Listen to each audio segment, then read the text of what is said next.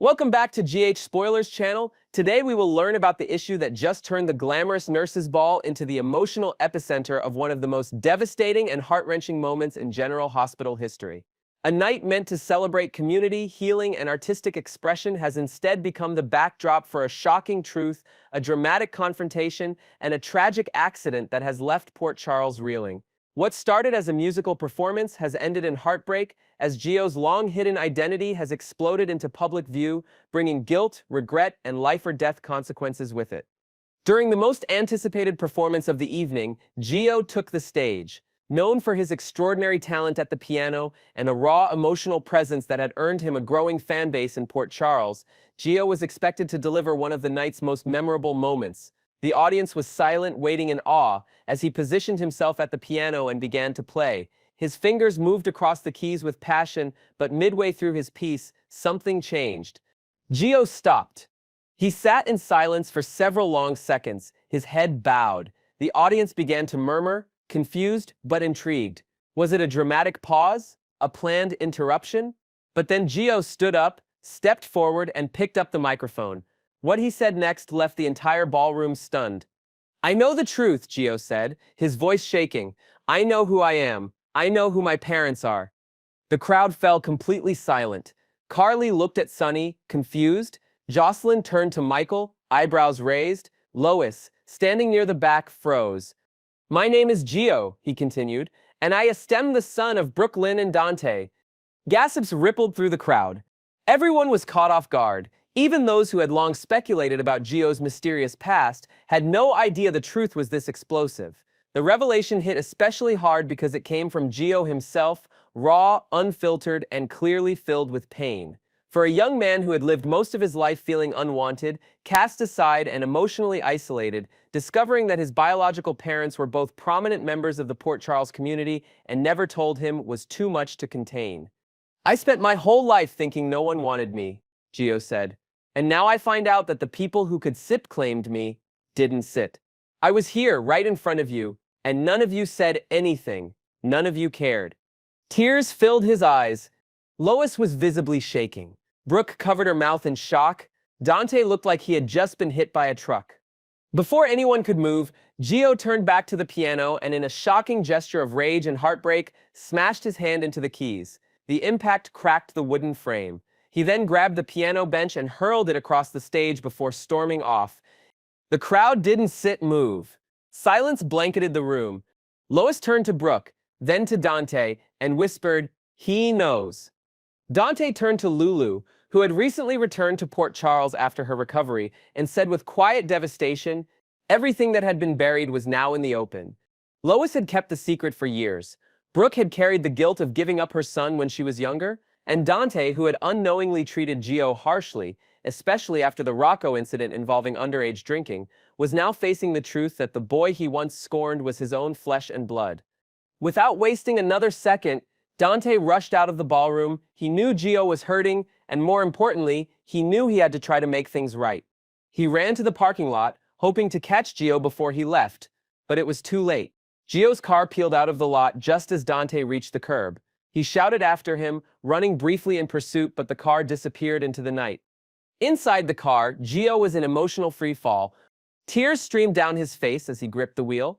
The night's events flooded his mind, his performance, the revelation, the years of confusion, and now the crushing confirmation that his real parents had known and done nothing. Brooke had stood silently. Dante, the same man who had accused him of nearly killing Rocco, hadn't known. Or had he? Gio didn't know what to believe anymore. His heart ached and his thoughts swirled in chaos. He was driving too fast. His hands trembled. The road ahead blurred through his tears, and then in one moment of distracted anguish, Gio lost control of the vehicle. The tires screeched. The car veered off the road. It flipped. Glass shattered. Metal crumpled. The car rolled twice before landing upside down in a ditch, smoke rising from the crushed hood. Emergency services were called immediately. Paramedics arrived at the scene to find Gio unconscious, bloodied, and trapped inside the wreck.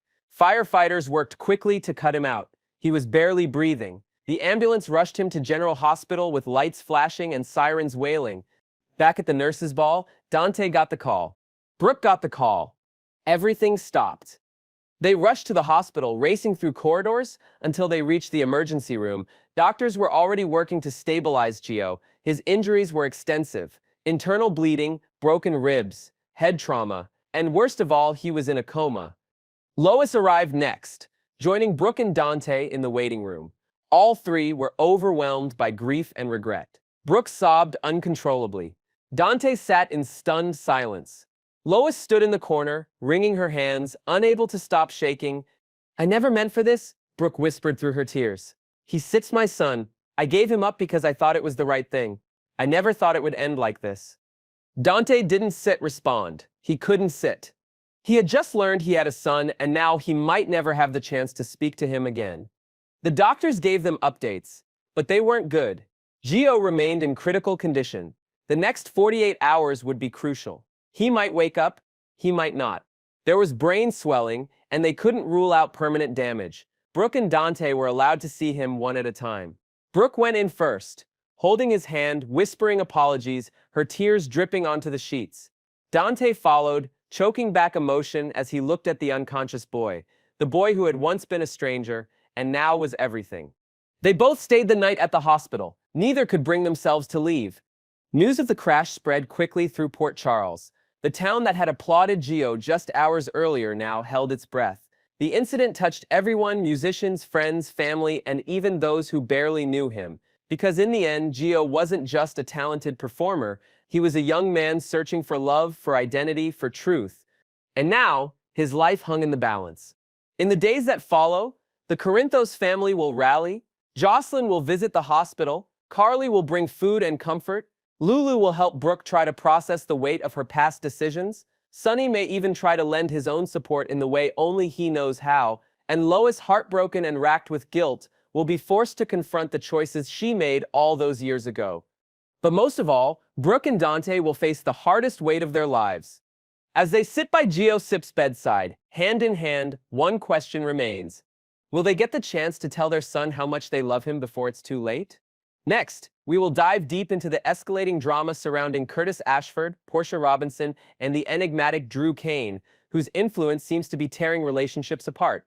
We'll also explore the lighter side of Port Charles with the quirky and unforgettable moments from the nurses' ball, where unexpected surprises and social media buzz have fans roaring with laughter. Buckle up for an in-depth look at the emotional turmoil, hidden secrets, and hilarious highlights that are keeping viewers glued to their screens.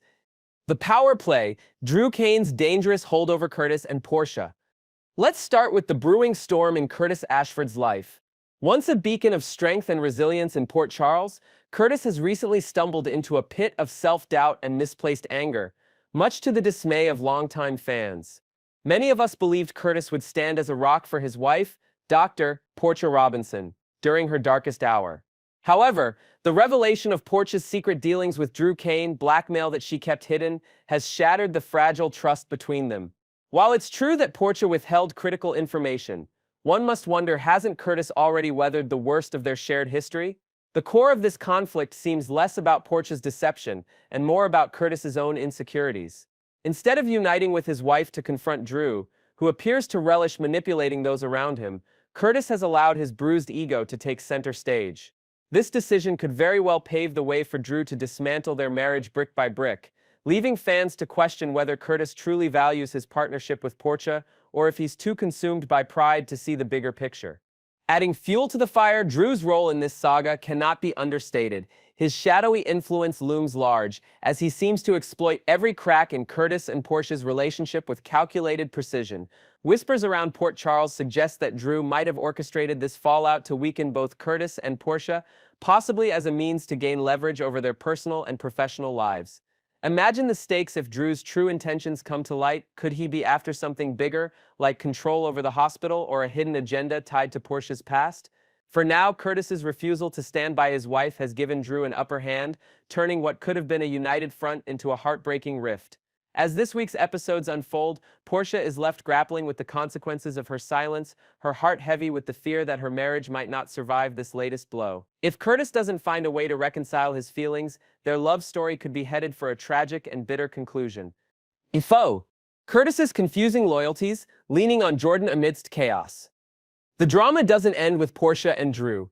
In a surprising turn of events, Curtis has been seen seeking solace in none other than his ex-wife, Jordan Ashford. Recent rumors swirling through the halls of General Hospital indicate that Curtis is turning to Jordan at an alarming pace, confiding in her during moments of vulnerability. Just days ago, he expressed a need to speak with someone he trusts, pointing directly to Jordan, the very woman he once divorced over issues of dishonesty. This raises eyebrows and sparks heated debates among fans. How can Curtis claim to trust Jordan after ending their marriage on such terms, while simultaneously pushing Portia away for a similar transgression? The irony is thick, and it leaves many wondering if Curtis is simply running from his problems rather than facing them head-on. Perhaps he's nostalgic for a time when his life felt less complicated, but this choice only deepens the mess he's in. Speculation abounds that Curtis's growing reliance on Jordan might hint at unresolved feelings or a longing for the familiarity of their past. Could this be a subconscious attempt to escape the weight of his current struggles with Portia? Or is Jordan merely a convenient shoulder to lean on during this turbulent time? Meanwhile, some fans humorously suggest that both Portia and Jordan should move on entirely, perhaps setting their sights on a new romantic prospect like Dr. Gannon, a charming newcomer rumored to stir up sparks at the hospital. Others jokingly propose that Curtis retire from the romance game altogether, teaming up with his beloved Auntie Stella to live a quiet life filled with feline companions. While these ideas may be tongue-in-cheek, they reflect the frustration many viewers feel over Curtis's indecisiveness. Only time will tell if he can sort through his tangled emotions before irreparable damage is done to all his relationships. Nurses' ball extravaganza, secrets, llamas, and social media frenzy. Shifting gears to a brighter note, the annual Nurses' Ball has once again taken Port Charles by storm, offering a delightful mix of glamour, drama, and unexpected hilarity. Amidst the undercurrent of secrets threatening to explode, many of which tie back to the Curtis-Portia-Drew triangle, the event has provided much-needed levity for fans. Leading the charge is the ever-effervescent Lucy Coe, who stole the spotlight with a jaw-dropping entrance that no one saw coming. Picture this, Lucy strutting down the red carpet, arm in arm with a llama named Sebastian, whose fluffy charm instantly won over the crowd. This bizarre yet endearing moment became the talk of the town, with attendees and viewers alike marveling at the sheer audacity of Lucy's grand gesture. Was Sebastian merely a publicity stunt, or does Lucy have a deeper connection to this quirky creature? Some fans speculate that the llama might symbolize a hidden message or a nod to someone from her past, perhaps a certain eccentric character who's been missing from Port Charles for far too long. The Nurses' Ball red carpet, hosted by the dynamic duo of Nina Reeves and Drew Kane, was abuzz with excitement, but it was Sebastian who truly captured the internet's heart. A clever viewer took to X, formerly Twitter, to share a gif of Lucy and her four-legged companion, humorously captioning it, "Someone turned Scott Baldwin into a llama." #GH Nurses Ball. The post caught the attention of Ken Schreiner, the actor behind Scott Baldwin, who couldn't resist joining the fun. Retweeting the gif, Schreiner quipped, "Yes, I never looked better." His playful response unleashed a wave of laughter among fans, who flooded the thread with their own witty remarks. One fan gushed, "You look adorable in your llama costume," while another, well-versed in Schreiner's on-screen history, teased, "Lol, well, I guess no Vespa for you." The humor didn't stop there. Suggestions rolled in, with one fan advising, "Then just make sure they send the appearance fee to Kin," and another noting, "He kinda looks like Scotty, doesn't he?" Fan love and calls for Scott Baldwin's Sit's return. The online banter surrounding Sebastian and Scott Baldwin revealed just how much fans adore Ken Schreiner and his iconic character.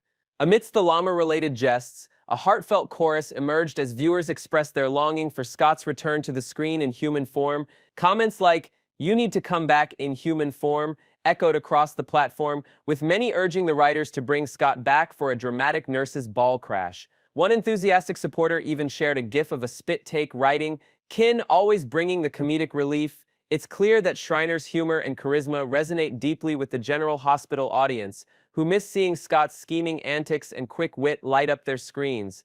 Could this social media frenzy be the push needed to bring him back into the fold? Perhaps a storyline involving Sebastian the llama could serve as the perfect vehicle for Scott's grand re-entrance. Imagine the chaos if Scott claimed ownership of the animal as part of some hilarious con. Next, we will explore the emotional hurricane swirling around Molly Lansing Davis as dark family secrets threaten to tear her world apart in Port Charles. From devastating betrayals by her sister Christina Corinthos Davis to shocking cover-ups by her mother Alexis Davis and her father Rick Lansing, Molly's life is on the brink of collapse. Add in the tangled web of blackmail involving Ava Jerome and the possibility of unexpected allies stepping in, and you've got a storyline packed with heartbreak and intrigue. Join us as we unpack every layer of this gripping saga, diving into new details and imagined twists that could shape Molly's future. Molly Sitt's world in ruins. A cascade of heartbreak. Molly Lansing Davis has endured more than her fair share of anguish recently, and the storm shows no signs of letting up. Already reeling from a series of gut-wrenching setbacks, Christina backing out of their surrogacy agreement, the tragic loss of the baby she so desperately hoped for, and the painful end of her relationship with TJ Ashford, Molly now faces an even darker chapter. Whispers around Port Charles suggest that a horrifying truth is about to come crashing down. Christina, her own sister, tampered with Rick Lansing's brakes in a reckless act that nearly claimed his life along with Elizabeth Baldwin's. This wasn't just an accident, it was a targeted strike, reportedly aimed at Ava Jerome, that spiraled out of control. As if that weren't enough, rumors swirl that Alexis has been complicit in hiding Christina's crime, while Ava and Rick himself are entangled in a sinister blackmail scheme. For Molly, who has clung to the hope of family unity through every hardship, this cascade of betrayals could be the final blow. Will she find the strength to weather this latest tempest, or will the weight of her family's deception crush her spirit entirely? Christina Sitt's betrayal. A sister Sitt's lies cut deep. The bond between Molly and Christina has always been a fragile one, strained by past conflicts and Christina's impulsive nature, but the revelation of her sister's actions might sever it for good. Imagine Molly's horror when she learns that Christina deliberately sabotaged Rick's car, nearly killing their father in a botched attempt to harm Ava. Worse still, Christina sat by Molly's side in the hospital, offering hollow words of comfort while Rick fought to survive, all the while concealing her guilt. This level of duplicity is a slap in the face, especially given Christina's history of disrupting Molly's life with selfish decisions. Sources hint that this bombshell might be exposed by someone like Lucky Spencer, who's known for digging into Port Charles's darkest corners, or tech-savvy Damian Spinelli, whose skills could unearth digital evidence of the tampering. When the truth finally breaks, Molly's rage could erupt like a volcano, burning away the fragile sisterhood they've worked so hard to rebuild. Will Molly's anger create an unbreakable divide, or might a small part of her seek to understand Christina's motives, perhaps tied to a desperate need to protect someone else? Alexis's complicity, a mother's morals in question. If Christina's betrayal stings, Alexis Davis's role in the cover-up will feel like a knife twisting in Molly's heart. As a lawyer who holds justice above all else, Molly has always looked to her mother for guidance, even when their relationship has been tested. But discovering that Alexis has been shielding Christina from legal consequences, going so far as to negotiate with Ava and Rick to silence their blackmail demands, will shatter that trust. Picture Molly's devastation as she realizes her mother prioritized protecting Christina over honesty, leaving Molly in the dark while Rick lay injured, clinging to life. This isn't the first time Alexis has enabled Christina's reckless behavior, and for Molly it reopens old wounds from a childhood often overshadowed by her sister's chaos. Could this betrayal mark the end of their close bond, or will Molly confront Alexis in a raw, emotional showdown, demanding answers about why justice was sacrificed for family loyalty? Perhaps Alexis's actions stem from a deeper fear of losing both daughters, a secret guilt over past parenting failures that she's never shared with Molly. Rick Sitt's greed, a father Sipp's fall from grace. Of all the betrayals, Rick Lansing's involvement might wound Molly the deepest. As her father, Rick has often walked a morally gray path, but Molly has fought to see the good in him, holding on to hope for a genuine connection. Learning that Rick has exploited Christina's crime for personal gain, using her guilt as leverage to extort money or favors through blackmail, alongside Ava Jerome, will strip away any illusions she had left. Imagine the scene: Molly, still shaken from sitting by Rick's hospital bed praying for his recovery, only to discover he was scheming behind her back, capitalizing on the very accident that nearly killed him. This revelation could leave her feeling utterly abandoned, as if both parents have turned their backs on her in favor of their own agendas. With her admiration for Rick shattered, Molly might question whether she ever truly knew her father. Will she confront him with the fiery determination of a wronged daughter, or will the pain drive her to cut ties entirely, seeking solace in a life free from his toxic influence? Searching for solace, new allies, and uncertain futures. With her family crumbling around her, Molly stands at a crossroads, grappling with isolation and a profound sense of loss.